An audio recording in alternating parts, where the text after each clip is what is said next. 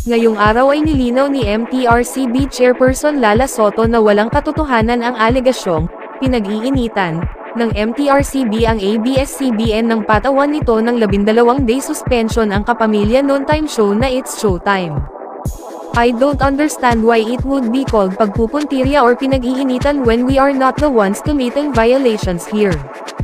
Our job as a regulatory body, as a national government agency, is to tell our stakeholders that you have your limitations.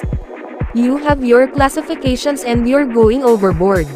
You're going beyond the classification that is given to you, and therefore, you're committing a violation. That's all we're doing here, pahayag ni Lala. To inform them na meron na silang violation. May ibang netizens ang umaalma na napupuntirya ang ABS-CBN. Sinasabing kung noong 2020 ay ibinasura ng Kongreso ang renewal of franchise application ng network, ngayong 2023 ay mainit daw sa mata ng MTRCB ang flagship program ng Kapamilya Network. May ibang netizens ding nagparatang na may bias umano si Lala dahil anak ito ni dating Senator Tito Sotto. Aware si Lala sa mga batikos sa kanya at sa MTRCB na pinamumunuan niya. Pahayag niya, and again, hindi kami ang unfair kasi, kami naman ang gina-judge dito. But, we know how to respect other opinion. So, let them be kung yun ang opinion nila. Nanindigan si Lala na walang ibang motibo ang MTRCB sa pagsuspinde sa It's Showtime. But, we're just humbly doing our job, katwiran niya. As I mentioned earlier, I don't work alone. We have a board. And the board has a very diverse composition. We have board members who are lawyers. We have a lot from the media.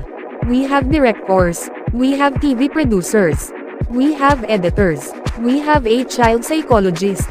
We have parents. We have housewives na board members. We have a journalist. So, we have a representative from different walks of life. And the board will always base their judgment on their own appreciation and opinion of the materials given to them, whether it's a movie, a television program, or a complaint. Ipinaliwanag ni Lala na ang board ng MTRCB ay binubuo ng chairperson, vice chairman, at 30 members. It's just that, there is a decision to suspend the show as recommended by the adjudication committee. Ang pinagbotohan na lang is the number of days. Yun lang ang pinagbotohan ng board. Sa pagpapatuloy ng panayam, idiniin ni Lala na naganhibot siya sa botohan sa bilang ng araw na dapat masuspinde ang It's Showtime. Tila ito ay para maiwasan ang isyo dahil ang ama niyang si Tito at tiyuing si Vic Soto ay nasa IT.